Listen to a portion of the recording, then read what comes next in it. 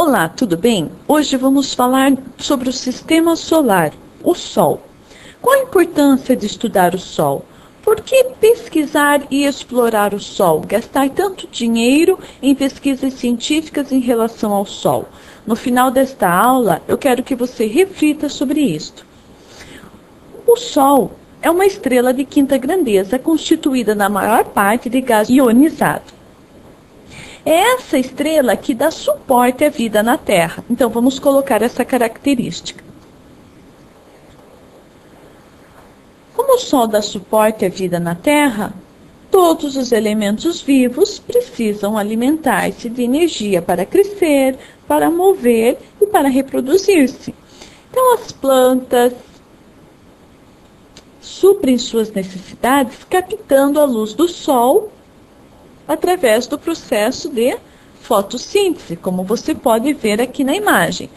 Essas são várias imagens que nos transmitem a importância do Sol, da energia solar. Então, além da fotossíntese das plantas, nós temos também todas as fontes de energia, quase todas as fontes de energia conhecidas e utilizadas pelo homem, que são derivadas do Sol. O carvão, como você pode ver aqui, o petróleo, o gás natural, são produtos da captação e armazenamento da luz solar em plantas, algas, animais que existiram há milhões de anos atrás. Outra importância, a evaporação da água dos rios, lagos, mares, também é provocada pela luz do Sol. Então aqui nós temos um dia de sol, de chuva, arco-íris, o tempo, o clima, o dia, a noite, todos os resultados da importância do Sol. Recentemente, cientistas americanos desenvolveram um estudo sobre os benefícios do banho do sol. Eles afirmam que as vantagens da produção de vitamina D ultrapassam os perigos associados até mesmo ao câncer. Sem falar também da importância da produção dos nossos alimentos. Então, o sol dá suporte à vida na Terra. Vamos estudar mais detalhadamente o Sol. Essa imagem que você está vendo é uma imagem ultravioleta. Através de um projeto da NASA que se chama,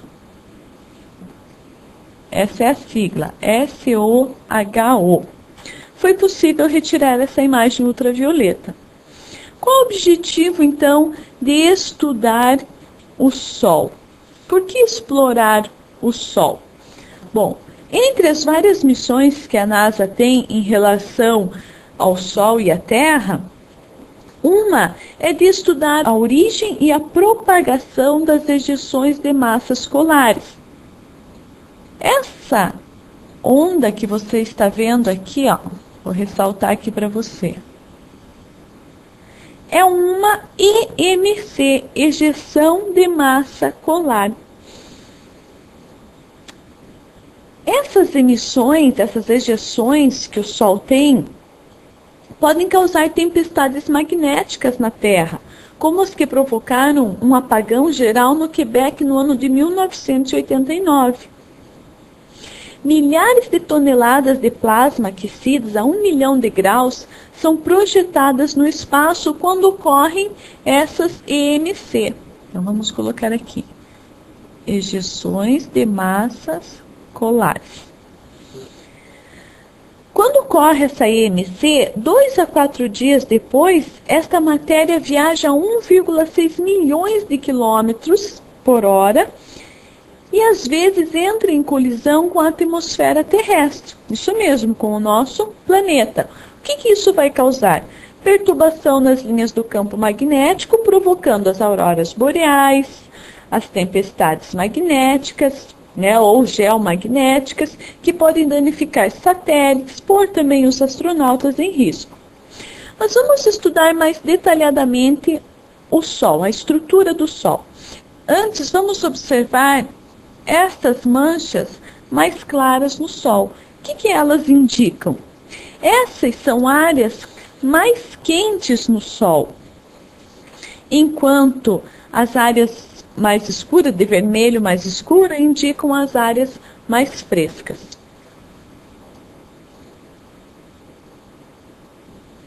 Aqui nós temos a estrutura do Sol, as camadas do Sol.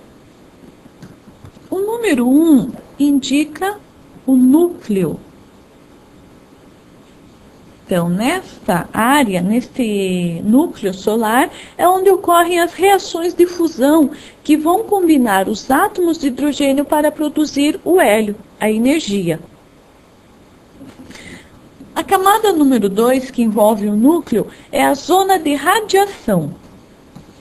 Na zona de radiação, é a região em que toda energia produzida no núcleo é expelida em direção à superfície na forma de radiação. Então, a energia que é produzida aqui vai para a zona de radiação.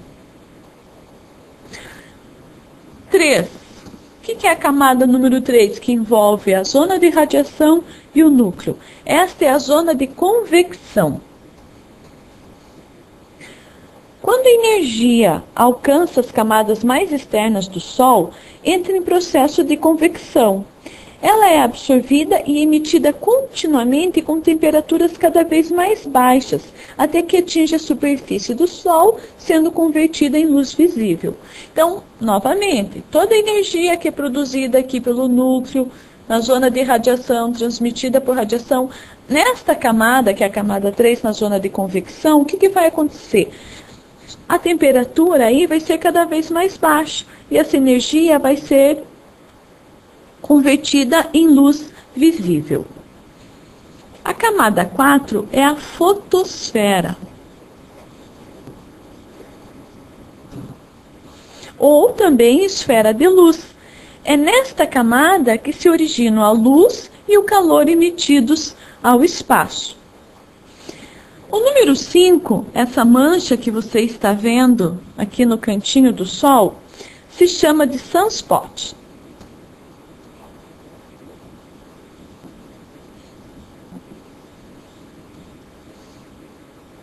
Os sunspots são tempestades magnéticas que ocorrem na atmosfera do Sol. Os altos níveis da atividade magnética podem afetar, como eu já falei anteriormente, as comunicações com os satélites em órbita, criar problemas com as grades elétricas e causar também outro prejuízo tecnológico. E por último, nós temos a corona. Ela envolve o globo solar e só pode ser vista durante os eclipses totais do Sol ou por aparelhos especializados. Essa área é aquecida pelo campo magnético a milhões de graus.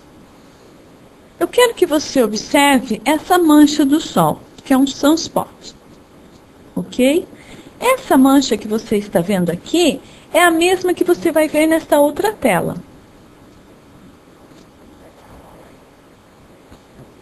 Essa imagem que você está vendo, a primeira acima no canto direito, representa o Sol e essas três manchas amarelas são sunspots. Essa imagem maior em vermelho mostra a atividade de um sunspot. Então, ela é uma imagem ampliada de uma dessas manchas. Como eu já falei, um sunspot é uma tempestade magnética que ocorre na atmosfera do Sol. O Sol ele possui um ciclo que dura 11 anos. Então, os ciclos solares duram 11 anos e eles são marcados por dois picos de atividades. No ano 2000, foram contabilizados 2.000 EMC, ejeções de massas solares, através desses sunspots, dos quais uma centena veio em direção à Terra. Então, veja a importância de estudar o Sol, essas tempestades que ocorrem no Sol.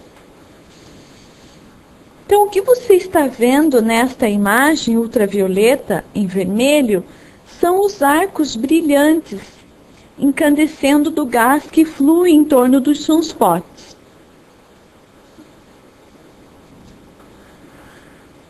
segundo os cientistas e os estudos que eles vêm fazendo em relação ao Sol, um ciclo novo está começando.